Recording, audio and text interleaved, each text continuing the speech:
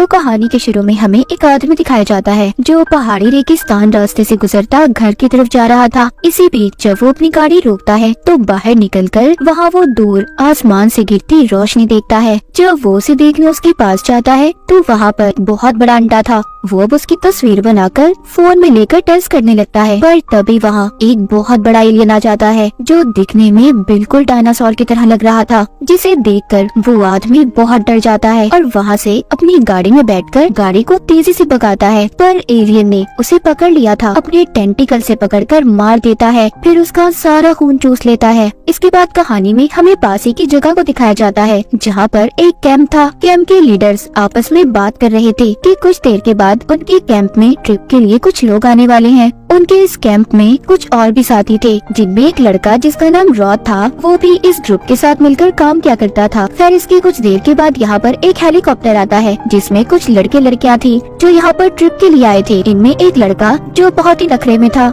यहाँ तक कि उसे अपना सामान उठाना भी पसंद नहीं था। रॉड के अंकल को उसका ऐसा रवैया पसंद नहीं आता। वो उसे कहते हैं, देखो यहाँ पर तुम्हें सारे काम खुद ही करने हैं, यहाँ पर तुम्हारा कोई नौकर नहीं है। जिसके बाद पायलट सभी को रेगिस्तान के बीचों बीच छोड़ जाता है और कहता है कि मैं आप लोगों को यहाँ से तभी लेने आऊंगा जब आप लोगों का ट्रिप खत्म हो जाएगा, और इससे पहले आप लोग मुझे नहीं बुलाएंगे। ये सब ग्रुप की लीडर क्लेयर से कहकर चला गया था। वो यहाँ पर सबको समझाती है कि आप लोगों को यहाँ पर कोई भी डिजिटल चीज का इस्तेमाल नहीं करना, जैसे कि आपके मोबाइल्स वगैरह, और सबको नेचर यानी कुदरत में रहना सीखना होगा। इसीलिए ये सबसे मोबाइल फोन्स भी ले लेती है। क्लेरी सबको समझाती है कि हमें अपनी पहली मंजिल तक पहुँचने के लिए 15 मील का सफर तय करना है, इसीलिए हमें लगातार चलना होगा। रॉड के अंकल उनको चलते हुए कहते हैं कि किसी को भी अपना सफर भागकर या जल्दी जल्दी तय नहीं करना, क्योंकि यहाँ के मौसम में आप लोग थक कर बीमार हो जाओगे। उधर ही रॉड भी इनके साथ था। वो इन्हीं ग्रुप में एक लड़की जिसका नाम कॉर्टनी था वो उसके पीछे चल रहा था, पर ये बात कॉर्टनी को अच्छी नहीं लगती, इसीलिए वो रॉड को उससे आगे चलने का कहती है।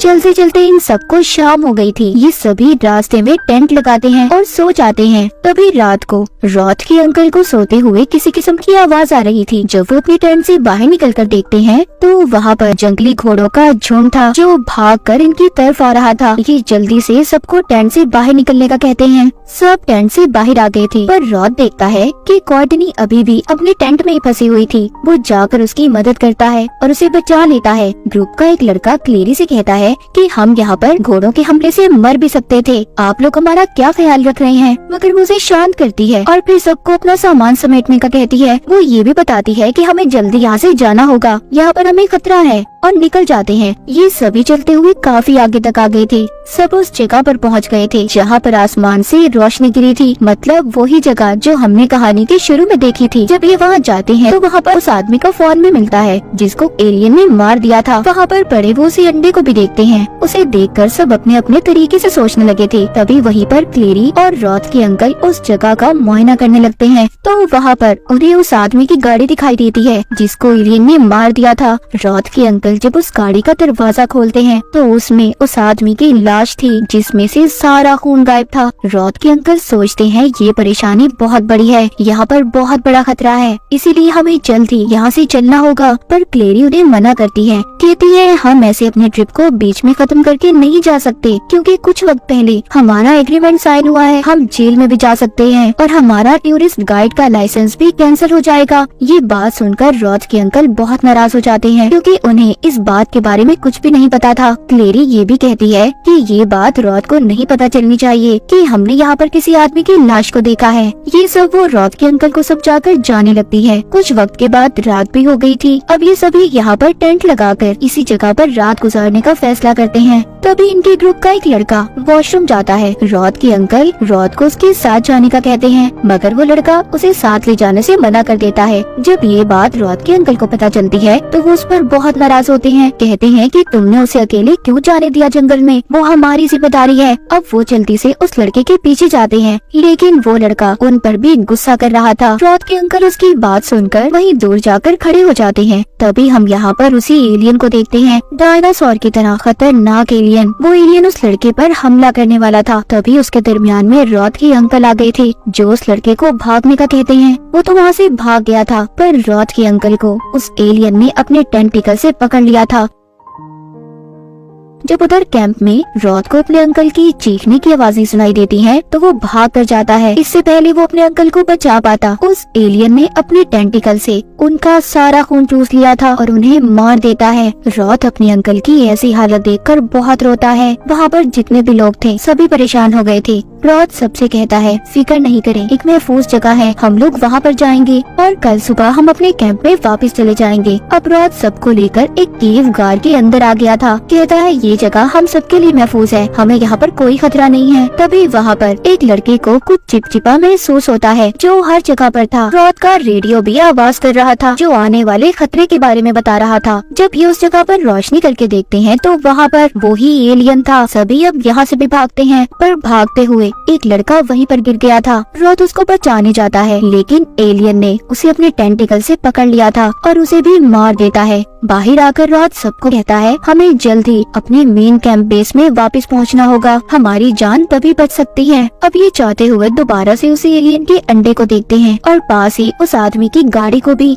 रॉथ क्लेरी से पूछता है, क्या तुम जानती हो इस बारे में? वो कहती है, हाँ। अब रॉथ को क्लेरी पर गुस्सा आ रहा था। वो कहता है, तुम इस बात के बारे में जानती थी, तुमने मुझे पहले क्यों नहीं बताया? इतने लोगों की जिंदगी को तुमने खतरे में डाल दिया। रॉथ सबको लेकर वापिस से उसी जगह पर आ जाता है जहाँ से इन्होंने अपने सफर को शुरू किया था और सबको उनके फोन्स भी वापस कर देता है। क्लेरी सबको कहती है, हमें हेलीकॉप्टर कल सुबह को लेने आएगा, इसलिए आज रात हमने यहीं पर गुजारनी है। तभी इनके ग्रुप की लड़की ये देखती है कि रॉथ का रेडियो दोबारा से आवाज कर रहा था। तभी रॉथ सबको एक कमरे में जाने का कहता है, लेकिन अब वहाँ पर भी एलियन आ चुका था। वो एक लड़के पर हमला करने की कोशिश करता है, पर रॉथ वहाँ पर अपनी गन लेकर उसका मुकाबला कर रहा था। रॉथ सबको एक कमरे में ले जाकर दरवाजे को बंद कर देता है। तभी वहाँ पर वो ये देखता है कि उनके ग्रुप में क्लेरी और एक लड़की नहीं थी, उधर वो दोनों बाथरूम में छुपी हुई थी। पर एलियन को उनके बारे में भी पता चल गया था, वो उनकी तरफ बढ़ रहा था। रॉथ अपना दरवाजा खोलकर उनको बचाना चाहता था, पर एक लड़का उसे ऐसा करने से मना करता है। वो कहता है कि अगर तुम दरवाजा खोलकर बाहर गए तो हम सबकी जान को खतरा हो सकता है। लेकिन रॉथ उस लड़के की बात को नहीं मानता और उसे गन मारकर बेहोश कर देता है। बाहर क्लेरी और उसके साथ जो लड़की थी वो एलियन से अपनी जान बचाकर भाग रही थी। वहाँ पर पहुँच जाती है जहाँ पर बाकी के लोग थे, तो उसकी लड़की तो दरवाजा खोलकर अंदर चली गई थी, पर बेचारी क्लेरी बाहर ही रह जाती है। वो एलियन अभी भी इनका पीछा कर रहा था और आकर अपने टेंटिकल से क्लेरी को पकड़ लेता है। वो उसे भी मारने वाला था, पर रॉथ अपनी गन से उस पर गोली चलाता है। एलियन ने क्लेरी को तो छोड़ दिया था, लेकिन अब बहुत देर हो चुकी थी।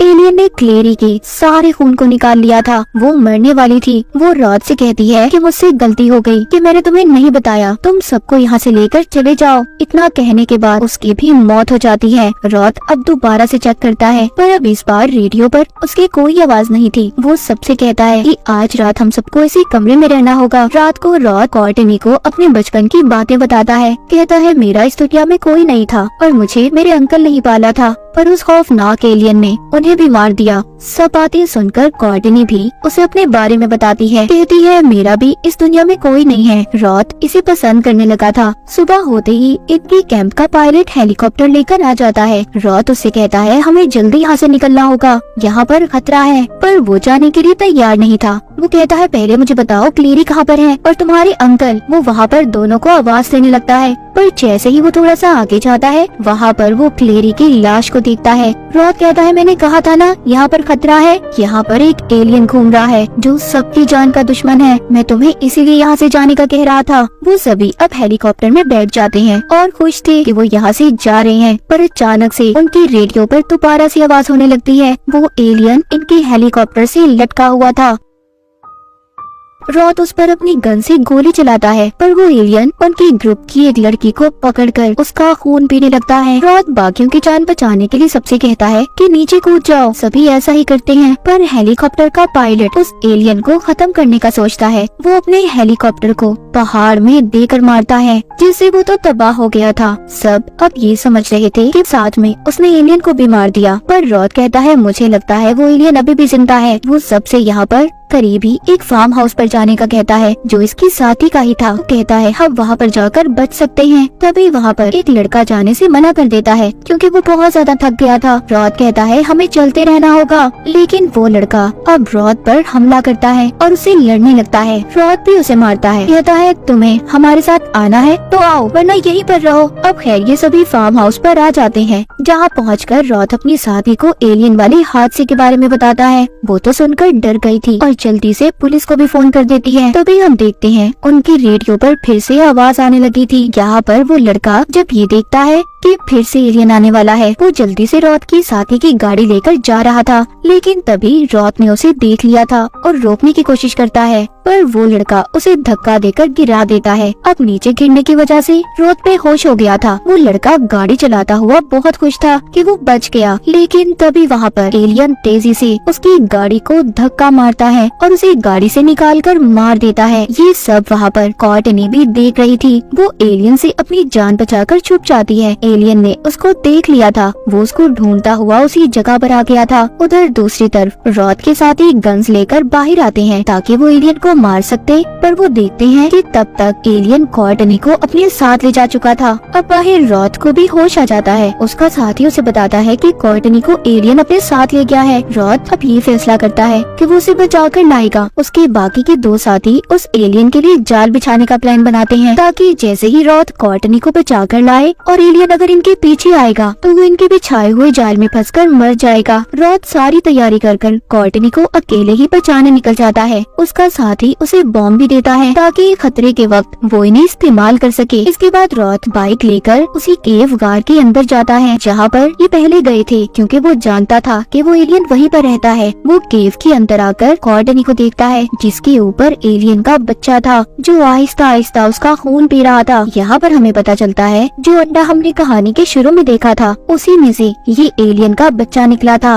अब उस एलियन के बच्चे को देखकर रॉथ को बहुत गुस्सा आता है और वो एक ही गोली चलाकर उसे मार देता है। जब गोली की आवाज सुनकर बड़ा एलियन आता है जो अपने मरे हुए बच्चे को देखकर बहुत गुस्से में आ गया था। उस एलियन से बचने के लिए रॉथ उस केव में बॉम्ब फेंकता है ताकि वो एलियन मर जाए, पर ऐसा कुछ नहीं होता, वो अभी भी जिंदा था। रॉथ अब जल्दी से कॉर्टनी को लेकर बाइक पर बिठाकर उसे वहाँ से ले आया था, पर अभी भी एलियन उनका पीछा कर रहा था। फार्म हाउस पर ले आया था जहाँ पर रॉथ के साथियों ने एलियन को मारने के लिए जाल बिछाया हुआ था। उसके साथी उसे बताते हैं हम दो तरीकों से एलियन को मार सकते हैं, या तो बिजली से या फिर फ्यूल में ब्लास्ट करने से। वो अपने जाल को सेट कर रहे थे, पर तभी यहाँ पर एलियन आ गया था जो रॉथ के साथी को मारने लगता है, लेकिन रॉथ उसका ध्यान अपनी तरफ करके उसी तरफ ले आता है जहाँ पर बिजली थी, जिधर करंट का जाल बिछाया हुआ था। रॉथ तो वहाँ से ऊपर छलांग लगा देता है, पर एलियन को बिजली के झटके लगते हैं, लेकिन तब भी उसे कुछ नहीं हुआ था। अब रॉथ के साथ ही एक छोटा ट्रक लेकर उस एलियन की तरफ बढ़ती है ताकि वो उसको धक्का लगाकर फ्यूल वाली जगह पर भेजकर ब्लास्ट कर सके, पर रॉथ उसे ऐसा करने से रोकता है